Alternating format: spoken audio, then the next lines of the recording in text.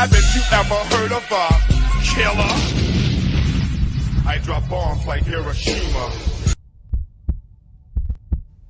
So I said, look at Leak You video. What the fuck is Leak You? Is it like a site?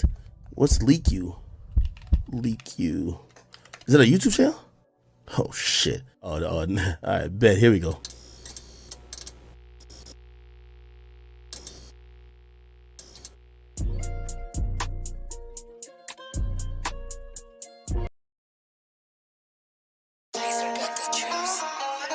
Testing. All right. You can cut out that other shit. Hey, yo, aim. Yeah. Run it up, Blondo.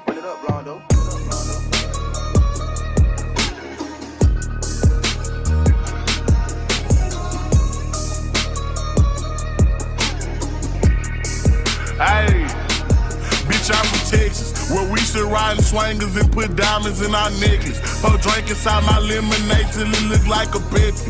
See, I come from the D where we got checks and we be flexing. If you ain't from my state, then you should know don't fuck with Texas. Hey, we always strapped, we keep our weapons. My mama from the 8, she slowed it down for me at 7. Used to think Pepsi was a guy before he went to heaven. I knew what pushing P was before Gunna even said it. Hey, C0 taught me keep my weapon and never trust a nigga or a bitch cause it's expected. No killers from the country, they ride horses and throw sevens. Got niggas in the East ride ATVs with Mac 11s. First off, you better remember what that sign say before you come down here to this bitch. Don't mess with Texas. Cause you know everybody around this bitch got guns, nigga. Hey, see, I'm from Texas. We got Beyonce, Trey the Truth, and we can't forget Devin. Big shout out to them boys, and I can't forget about them Texans. I've been feeling like Luca, how I bought that shit a blessing. #1 rule in Texas, keep it solid, ain't no telling. Hey, and always keep your fucking weapon. A nigga try me or the guys, we got no choice but stretch him. If he survive these shots at first, bet he die on that stretcher. These diamonds, I got water, might just go Johnny my next one. Hey, this Texas tea is what I drink. Sauce Walker had us dripping, sauce having hoes in on drink.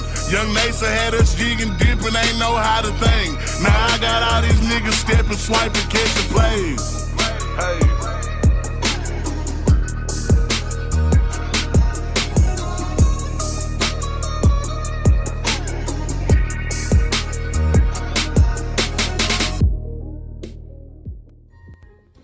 Shout out to the Leak You community. Please join us on Spotify, Apple Podcasts, Google Podcasts, and Amazon Music.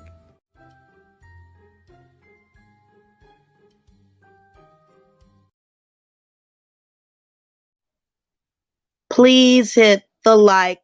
Thank you.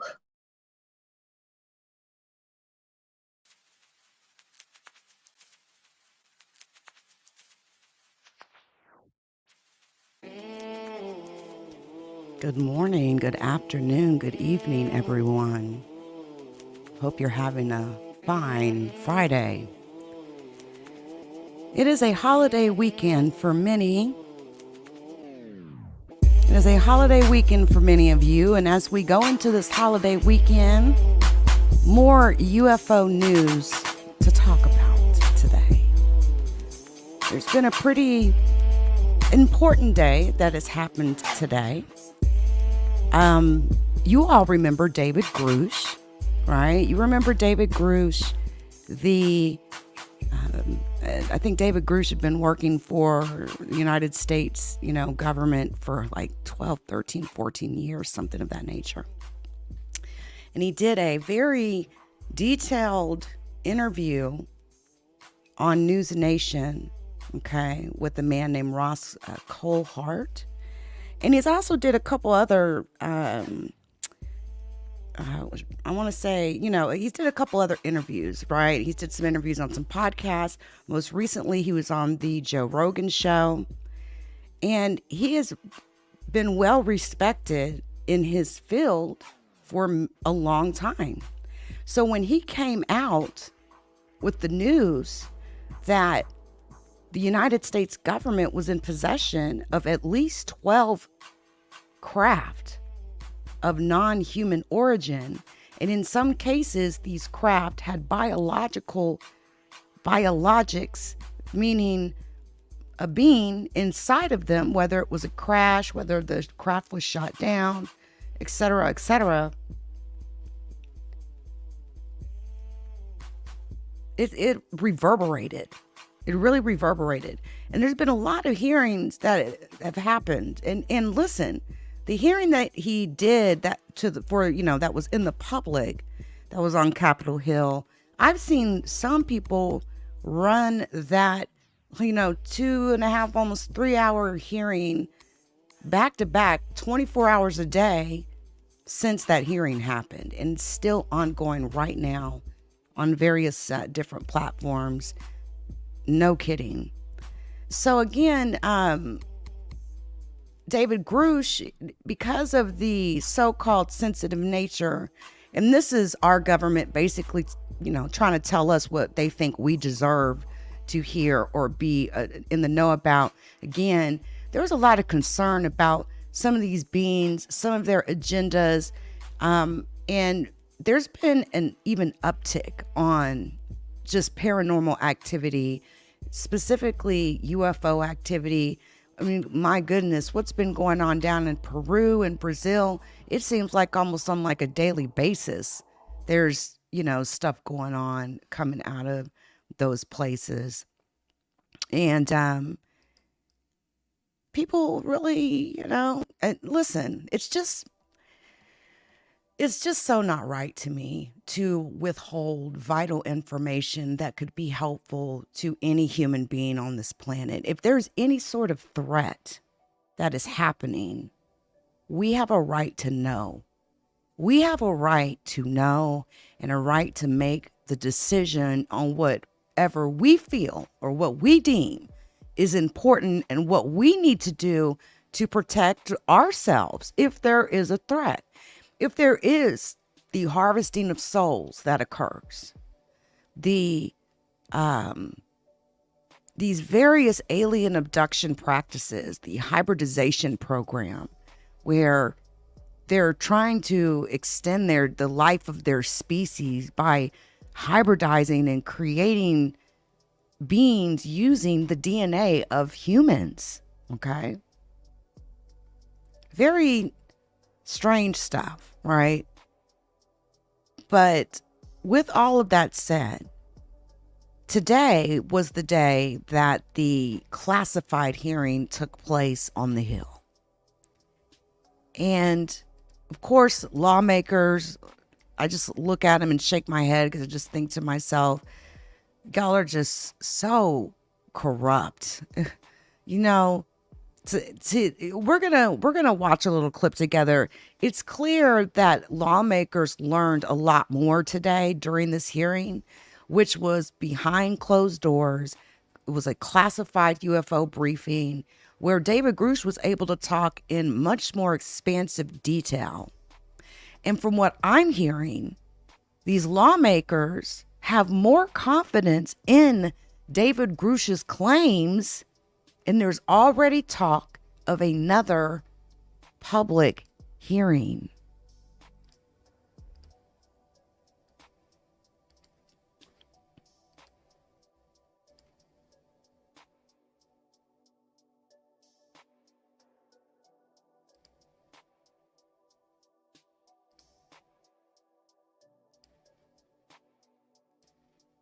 Hey, Lavina, good to see you. Long time. As we do go and move into, expanding on this topic a little bit, definitely make sure you check out my Anchor page, anchor.fm/leakyou. I'm on Spotify, Amazon, Apple, and Google Podcasts. I also stream on Facebook. You can support me by sending a star, which is a digital gift that helps me continue to make my platform convenient and entertaining for you. I put all money right back into the platform. Shout out to the Leak You community, and I appreciate each and every one of you for your support. Now let's listen in here. It's reasonable to say that everyone that was in the room received probably new information. I certainly did. And this meeting, unlike the one we had previously when we did this briefing, this one actually moved the needle. A group of bipartisan lawmakers talking after a secret meeting with the Inspector General of the intelligence community. The topic, what the government knows about UFOs. It's giving me a more clear perspective, a little bit more of a clear perspective. Before it's very blurry. Everything is extremely blurry. And let me just say this. It's nice that you have a clear perspective because we don't. Many of us don't. And to me, I just feel like all this is just getting caught up in a bunch of red tape. All right. Classic American politics, baby. Good for you. You want a cookie? The House lawmakers are not saying much, but they are saying enough to make clear that they believe at least some of what former Intel official and UFO whistleblower David Grusch alleges that the government knows about UFOs or UAPs, unidentified anomalous phenomena. I was informed in the course of my official duties of a multi-decade UAP crash retrieval and reverse engineering program. I believe that he's telling the truth. I think that he is a credible witness. And what I can also say is one thing in particular that really caused me to be concerned about this whole thing is that Grusch had stated to myself, Representative Burchett, and another member on the phone that there were people that were hurt hiding this information and keeping this information safe and or trying to come forward with this information. What I can tell you is I believe that claim after now leaving. Almost all of the lawmakers said they left the secret meeting with more questions, but also with clues about what parts of whistleblower David Grusch's testimony will lead to answers. I think it's incredibly important to listen to the specific words that Grusch uses. You know, Grusch never said extraterrestrial or alien. He said interdimensional. I think that that's incredibly important because those are the types of things that when we go in there, there's just certain things that I think that it's important that you guys listen to on that. There's also a renewed push for another public UFO hearing to continue the push for transparency. It's got me focused on who we need to be bringing into the hearing. As I've stated, it's not about little green men and flying saucers. The issue is tens of millions of dollars on an issue that we've been told does not exist since 1947, yet they're spending that money on researching something. And even tonight, Elizabeth, there are now lawmakers tweeting about the possibility of another public hearing on UFOs sometime soon. We don't know the exact time frame, but it's clear whatever they heard in this briefing sort of revitalized the idea for a public hearing. Burchett said today that he doesn't want to talk about who the possible witnesses could be because he fears that the Pentagon could try and spook them. Elizabeth? Right, yeah, he's saying that last time they put out their witness list, a bunch of witnesses got sort of bullied into not testifying, so he's now not going to release those publicly. Brian Enton, fascinating story. And again, it's good for them that they got additional clarity, but we didn't.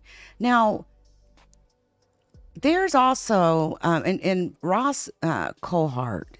He's the one that did the initial interview that broke this wide open. Okay, broke it wide open. Then it, Grusch ended up in the hearings, the public hearing, and now, these classified hearings are occurring. And now that they're saying things like they really believe his claims based on new information that they've received. There was something interesting that Ross Cohart had said in a previous News Nation video clip in which he says that there may be, in one scenario, a UFO object that is so big and so large that a building of top, of security, of government security, United States government security was built on top of it. And I can't help but to wonder to myself, is it the Pentagon? But let's listen in on what his thoughts are. I was really struck, Ross, and I know you were too, about a tweet that Congressman Gerald Moskowitz, Democrat of Florida, put out this afternoon saying he thought that after this briefing, this classified briefing, that many of Grusch's claims have merit. Exactly, Elizabeth, and good evening to you. I think it's extraordinarily significant what Jared Moskowitz has said because it echoes what other members of the committee are saying privately, that whilst they weren't able to cover all of the complaint allegations made by David Grusch because of limited time and also security constraints because there were certain things that the Inspector General couldn't talk about, What they were able to put to the Inspector General, he apparently did confirm as credible and authentic.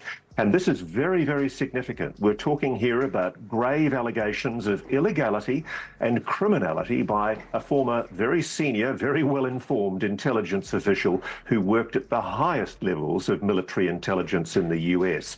And I think it's very interesting to hear now that committee members are talking about the probability of further hearings, because I do know there are other witnesses wanting to speak in the backdrops, waiting for that opportunity. What did you make of Congressman Luna just now in Brian's package, talking about the fact that she now believes, in fact, people have been hurt as they tried to come forward and reveal what they knew?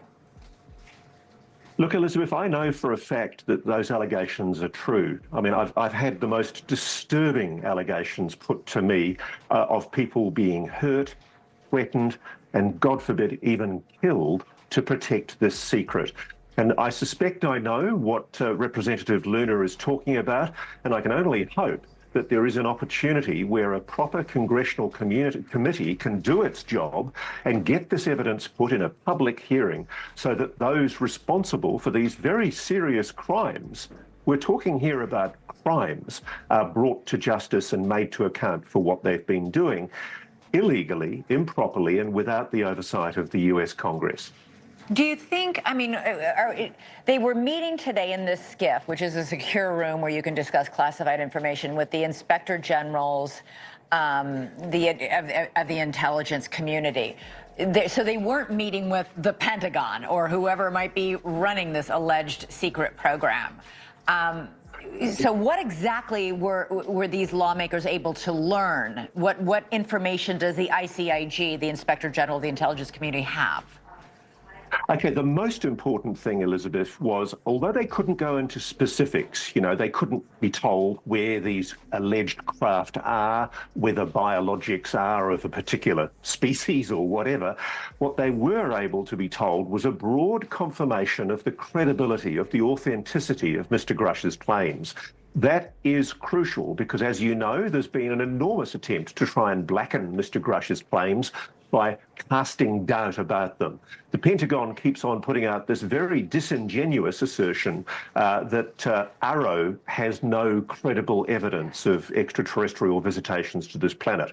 One, we're not talking about ETs, we're talking about something else. We're talking about a non-human intelligence. And two, Arrow, the Pentagon's UFO investigation office, does not speak for the Pentagon.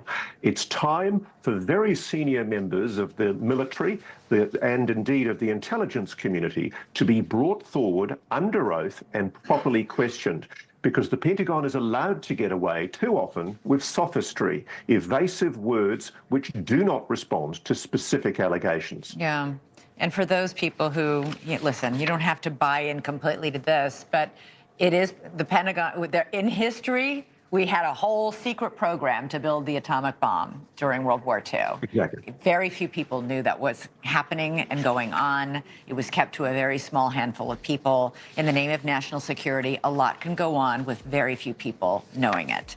Ross Coulthard, always great to have you on the show. Thanks so much. Interesting. Very interesting. I would have loved to have been a fly on that wall, baby. I really would have.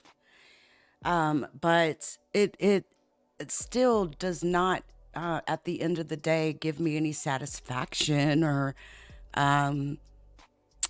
any kind of feeling of that we're even close to anything, honestly. I mean, again, you heard what Elizabeth Vargas said. No one from these programs was in that SCIF today. And that's just, again, this program, these recoveries, this storage of these craft that they've shot down, that have crashed, that have been found. In one case, I heard that one UFO was like literally just left as if it was a gift for humans. They're storing this stuff somewhere, and it costs money to store this. And there's been a black program for many, many years that people have been complaining about for many, many years. It's like a black hole for billions of dollars. And it's crazy, but you hear people kind of talking about the financial aspect of it.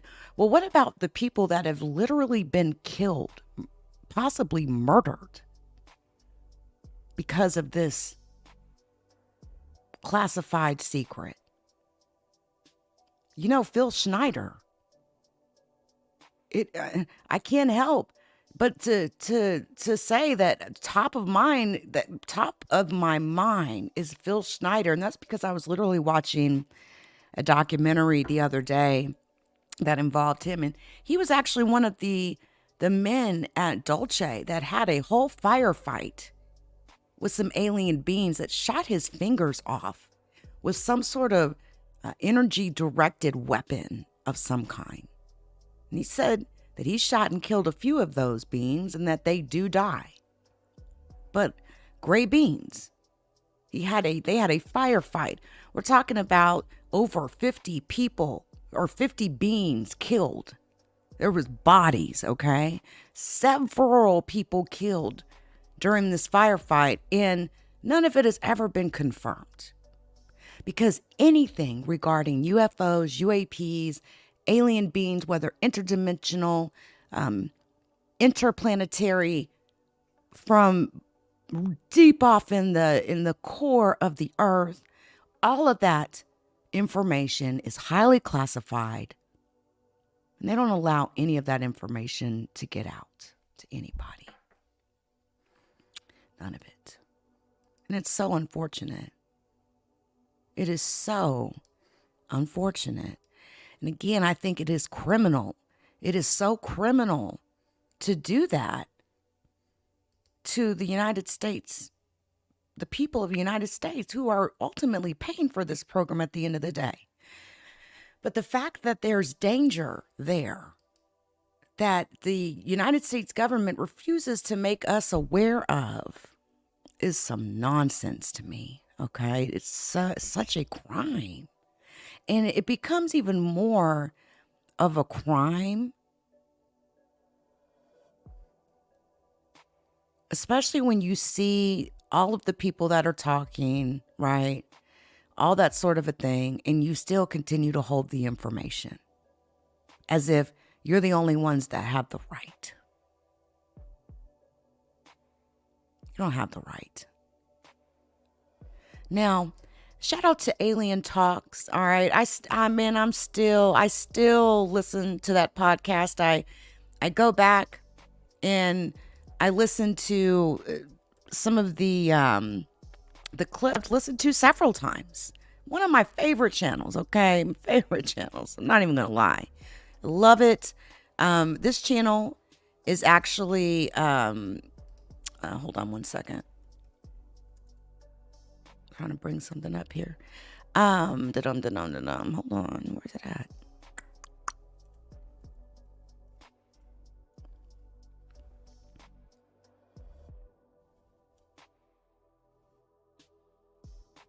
All right, sorry about that. Yeah, this Stuart has this podcast on God, I think everywhere, but definitely is on Spotify. I think he has it out on Google and Apple and Amazon. So, definitely check out the Alien Talk podcast with Stuart Thomas and Ted Rice. Ted Rice has talked about some amazing abduction experiences that he has. And I absolutely enjoy hearing his perspective. And, he is really of the opinion that these things, we need to be really careful and really mindful, okay, of how I guess we delve into this topic all the way around. But he has straight up said that human beings, there is another part of this where human beings are food for some of these different types of beings. And I still can't get over the situation that he had happen when he was abducted, when his legs were removed and put on the body of a swine character, who then proceeded to walk on his legs while they laughed at him. And he talked about, different abduction situations that he's had happen, even where he was made to swallow a liquid, and he could see like the aura of the soul. The attempt to try to capture souls in black boxes, the dinosaur story, which I would love to just play that clip really quick to bring, another angle to this. There are dangers there, and the government's not helping us when they hide what those dangers are. Listen to this. We were all taken And shout out one to night, Stuart out of sleeping and as we Ted. were taken out of our bedrooms and put on little I call them sleds, but I don't know, it looked like a board, maybe a surfer's board or something.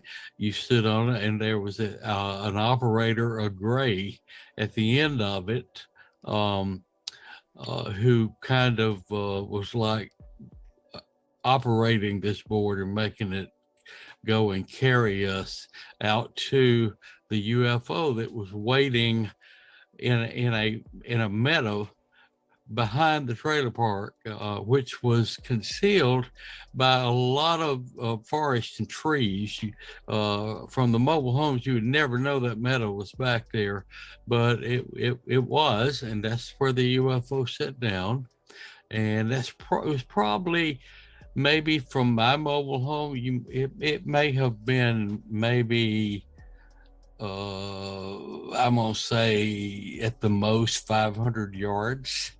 I don't know if it was even that far, maybe 250, 300, but we were taken out there, a whole bunch of us from several different homes. There were children, there were adults. We were crowded into the middle of this UFO. And of course, as always, you don't feel anything when you're lifting off or moving. You don't feel anything. As far as you know, you're just standing still. But where we were taken, how far away from the meadow we were taken, I have absolutely no idea. And I don't recall anyone else in the group that I talked to about it later that had any recollection of how much time was spent on all this, where we went, or any details like that. But at any rate, after we were taken away in the smaller craft, we were taken to a bigger ship, probably, I'm just guessing, say a mothership. And we were all escorted into this larger area. And it was pretty big inside in the middle. It was kind of like an arena, you might say. It was open. And the adults were then separated from the children, and the adults were placed. And when I say placed, we didn't have much ability to move ourselves. We were kind of being manipulated physically. And I don't know exactly how, but it's like we were taking baby steps, not moving very far. It was hard or difficult for us to actually walk or move our bodies. We were kind of in a limbo state. But at any rate, we were escorted into a little seating area where we could sit on. It reminded me of a tiny little baseball field or football field box where a select group sat with bleachers, like to view the sport taking place out in the arena. Yeah. But in this particular case, it was no sport. We were all sitting there. We were separated by a very thick but clear, it seemed to me glass, but I don't know if it was glass or plastic or I don't know what they had because it was something alien made. But in other words, it's very clear we can see through it out into the area there that I was talking about, like an arena. And then very quickly, the children were brought in there. There were several of them. I don't remember exactly, maybe 3 or 4. They were brought out there, and they were told that that Barney was coming to visit them, and there was a fake Barney, like a stuffed animal or something like that, or could have been an alien inside. I don't really know, but it wasn't a real Barney. But at any rate, the children, they didn't have a restriction on their mobility as we adults did. They were still pretty much the way they were normally. But at any rate, they all got excited that they had been brought to see the real Barney. And so they were all kind of bouncing around there, all excited, waiting on Barney to come out. And then Barney came out. And when the real Barney came out, the real Barney was a dinosaur, a small dinosaur, and it gnashed its teeth. It was anything but pleasant. The children began to run and scream, and this Barney chased them down. And of course, the parents and we adults sitting there in the bleacher were becoming hysterical at what we were seeing. I actually saw, and God is my witness, I have no reason to misinform you people, but I saw that dinosaur bite off one of the children's heads and swallow it. And one by one, they were all destroyed and half eaten and ripped apart.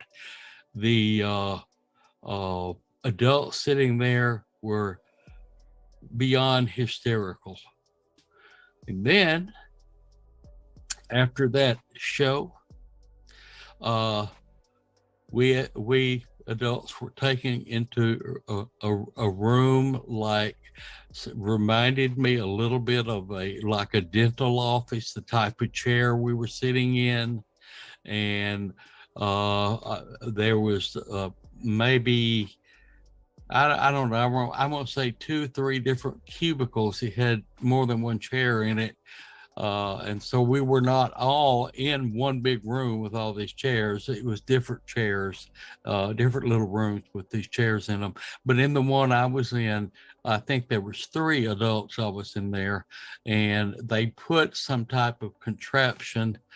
Oh, I don't know how to describe it. I want to say it reminded me of like a little tiny, if any of you older people, I know you younger ones probably won't, because the HVAC systems around the world now are so different. But when I was a child, in the basement of our home, there was a great big furnace with a lot of little tubes running out from it that ran all into different parts of the house to heat the house. And this was like a little small contraption like that, put on top of our heads, and it had little tubes running off from it. And of course, we were on pause, as I call it, where we couldn't really react or talk, do anything. We were aware of what's happening to us, but we couldn't do anything about it. And so then they turned on and the equipment, and I saw different lights from these tubes begin to absorb like the energy off of us, and I saw different colors, and I realized that energy I was seeing coming off of us into those tubes had something, or I either somehow knew it, or either they told me, subliminally they may have told me, I don't know, but I knew that the energy had something to do with what we had witnessed had happened to the children. Somehow I just knew that. And I don't remember how long it was we were hooked to those to that equipment. I do remember I heard kind of talking or arguments a little bit here and there, like maybe one of the I remember one man in particular who was one of my neighbors, and I remember him saying out loud, "Stop that." I heard that, but I didn't see what they were doing to him. But I heard different little things like that coming from different rooms. So I'm not sure exactly what was happening to everybody. But I didn't remember a whole lot after that. I remember that we were all crowded, including the children, back into this smaller UFO that had picked us up, and we were back over the trailer park, but we were way up very high, and all of a sudden the floor we were standing on became invisible. It looked like we're standing on air, and there was nothing under us, and screams let out because people thought we were going to fall. Even I, to this day, have for the first time that happened to me, I have a fear of heights. That's the way it affected me. Yeah. I'd never been afraid of heights before. I used to go hiking, and do things like that. Ride these real high rides at county fairs and things like that. And I never could do that after that. And I learned from some of my neighbors later, some of them were affected the same way. But we were returned. And I remember I was not brought back on a sled. Nobody was as we were taken. I was beamed, like, Star Trek, beam me down, beam me up, Scotty. I was like beamed down right through the ceiling. And I remember slowly going down like on a slow elevator right through the ceiling into my bedroom. And then the very next thing, I wake up and it's morning. Yeah. And it's over. And I'm thinking, did that really happen last night? My Lord, what a dream. But I didn't recall any of those details of what happened to the children. I didn't recall. I knew that I had seen the neighbors. I remembered that we had been crowded into what seemed like a UFO, but that's basically about all I remembered.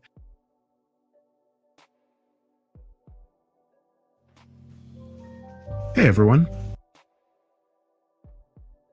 Very interesting. And so I just wanted to really end on that note, because when you really think about how much of a violation it is to be taken from your house, okay, taken into a craft, and then to really, that's like being tortured, in my opinion.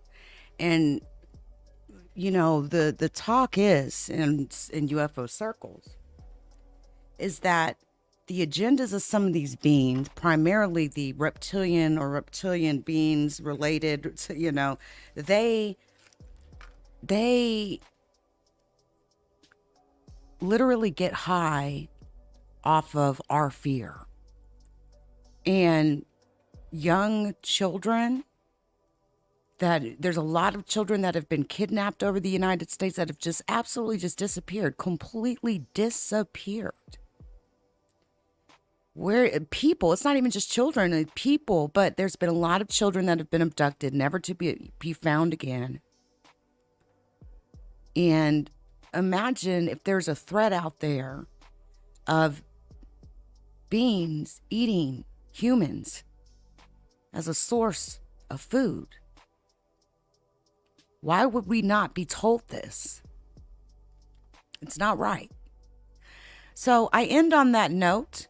But I will be live on the Crime and Investigations channel because I do want to talk about this whole situation with Janelle Evans and her husband, David Eason, Teen Mom 2 star, whose husband has had an additional charge of child abuse, strangulation, Specifically, it's a strangulation charge that he is going to be dealing with. So real serious criminal charges coming out of North Carolina, that's for sure. So I'm going to be over on the Crime and Justice channel discussing that. I appreciate each and every one of you for coming through. I'll catch you all on the flip side. Until next time, everyone. Shout out to the Leak You community. Please join us on Spotify, Apple Podcasts, Google Podcasts, and Amazon Music.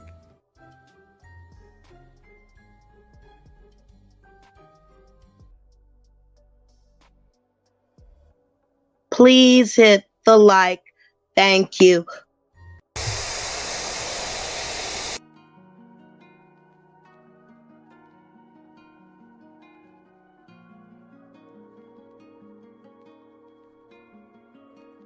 Looks like you lost another one.